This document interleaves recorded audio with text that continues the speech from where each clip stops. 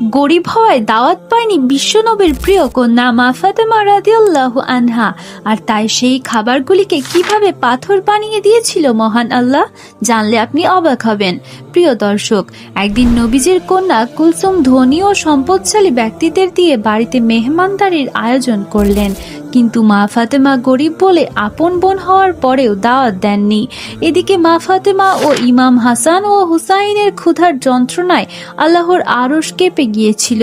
ফলে কুলসুম যখন খাবার মেহমানদের সামনে রাখবেন, তখন তিনি দেখেন সমস্ত খাবার পাথরে পরিণত হয়ে আছে।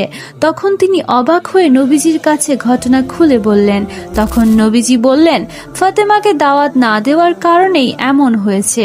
সাথে সাথে হযরত কুলসুম মা ফাতেমার বাড়ি গিয়ে অনুতপ্ত হলে তখন মা ফাতেমা খাবারগুলিকে ঢেকে দিতে বললেন।